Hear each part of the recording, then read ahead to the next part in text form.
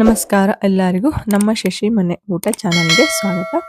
ಈಗ ನಾನು ಖಾರ ಚಟ್ನಿನ ಮಾಡೋದು ಹೇಗಂತ ಹೇಳ್ಕೊಡ್ತೀನಿ. ಚಟ್ನಿ ಮಾಡ್ತೀವಲ್ವಾ, ಇಲ್ಲಿ ದೋಸೆ ಪಡ್ಡಿಗೆ ಚಟ್ನಿ ಮಾಡ್ತೀವಲ್ವಾ, ಅದೇ ಚಟ್ನಿಗೆ ಖಾರ ಪುಡಿನ ಹಾಕಿದರೆ ಟೇಸ್ಟ್ ಬೇರೆ ಆಗುತ್ತೆ. ಆ ಚಟ್ನಿನ ಈಗ ನಾನು ಹೇಳ್ಕೊಡ್ತಾ ಇದ್ದೀನಿ. ಇದಕ್ಕೆ ಅರ್ಧ ಕಪ್ಪು ಹುರಿದ ಶೇಂಗಾನ ತಗೊಂಡಿನಿ, ಅದನ್ನು ಹಾಕಬೇಕು. ಆಮೇಲೆ ಅರ್ಧ ಹೋಳು ಹಸಿ ಕೊಬ್ಬರಿನ ತಗೊಂಡಿನಿ, ಅದನ್ನು ಹಾಕಬೇಕು. ಆಮೇಲೆ ಅರ್ಧ ಬಟ್ಲು ಪುಟಾಣಿನ ತಗೊಂಡಿನಿ, ಅದನ್ನು ಹಾಕಬೇಕು. ಆಮೇಲೆ ತೊಳೆದ ಕೊತ್ತಂಬರಿನ ಹಾಕಬೇಕು. ಆಮೇಲೆ ಸ್ವಲ್ಪ ಕರಿಬೇವು ಹಾಕಬೇಕು. ಹಾಕಿ ಅರ್ಧ ಸ್ಪೂನ್ ಉಪ್ಪು ಹಾಕಬೇಕು. ಆಮೇಲೆ 1 ಸ್ಪೂನ್ ಖಾರ ಪುಡಿ ಹಾಕೀನಿ. ನಿಮಗೆ ಎಷ್ಟು ಖಾರ ಬೇಕೋ ನೋಡಿ ಹಾಕ್ಬೋದು.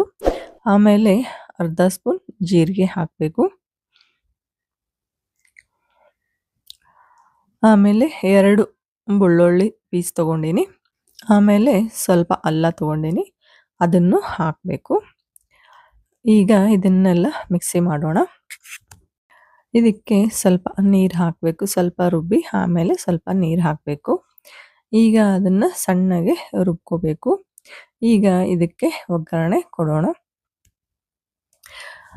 2 ಸ್ಪೂನ್ ಎಣ್ಣೆ ಹಾಕಬೇಕು. ಎಣ್ಣೆ ಕಾದ್ಮೇಲೆ ಬೆಳ್ಳುಳ್ಳಿನ ಹಾಕಬೇಕು. ಅವು ಕೆಂಪಗಾದ್ಮೇಲೆ ಸಾಸಿವೆನ ಹಾಕಬೇಕು. ಯಾರೆಲ್ಲ ಇನ್ನೂ ನಮ್ಮ ಚಾನಲ್ಗೆ ಸಬ್ಸ್ಕ್ರೈಬ್ ಮಾಡಿಲ್ವೋ ಸಬ್ಸ್ಕ್ರೈಬ್ ಮಾಡಿ, ಬೆಲ್ ಐಕಾನ್ ಆನ್ ಮಾಡಿ, ನಮ್ಮೆಲ್ಲ ವಿಡಿಯೋಗಳು ನಿಮಗೆ ತಲುಪುತ್ತವೆ. ಆಮೇಲೆ ಅರ್ಧ ಸ್ಪೂನ್ ಜೀರಿಗೆ ಹಾಕಬೇಕು. ಆಮೇಲೆ ಬ್ಯಾಡಗಿ ಮೆಣಸಿನಕಾಯಿನ ಒಂದು 4-5 ಪೀಸ್ ಹಾಕೀನಿ. ಅವೆಲ್ಲ ಸ್ವಲ್ಪ ಕೆಂಪಗಾದ್ಮೇಲೆ ಈಗ ಲಾಸ್ಟಲ್ಲಿ ಕರಿಬೇವನ್ನ ಹಾಕ್ತಾ ಇದ್ದೀನಿ. ಇದು ಈಗ ಕೆಂಪಗಾದ್ಮೇಲೆ ಚಟ್ನಿನ ಹಾಕಬೇಕು. ಈ ಥರ ಸ್ವಲ್ಪ ಕಲಿಸ್ಬೇಕು. ಕಲಿಸಿದ್ರೆ ಎಲ್ಲಾನು ಕಲಿಯುತ್ತೆ. ಆಮೇಲೆ ಈಗ ಇದಕ್ಕೆ ನೋಡಿ ಈ ಥರ ಆಗಿದೆ ಚಟ್ನಿ. ಈಗ ಚಟ್ನಿನ ಹಾಕಬೇಕು.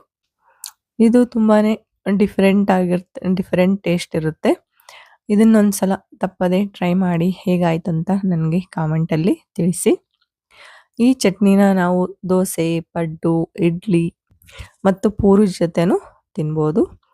ತುಂಬಾ ಟೇಸ್ಟಿಯಾಗಿರುತ್ತೆ. ಈ ವಿಡಿಯೋ ನಿಮಗೆ ಇಷ್ಟವಾಯಿತು ಅಂತ ಅಂದ್ಕೊತೀನಿ. ಈ ವಿಡಿಯೋಗೆ ಲೈಕ್ ಮಾಡಿ, ಶೇರ್ ಮಾಡಿ ಮತ್ತು ಸಬ್ಸ್ಕ್ರೈಬ್ ಮಾಡೋದನ್ನು ಮರಿಬೇಡಿ.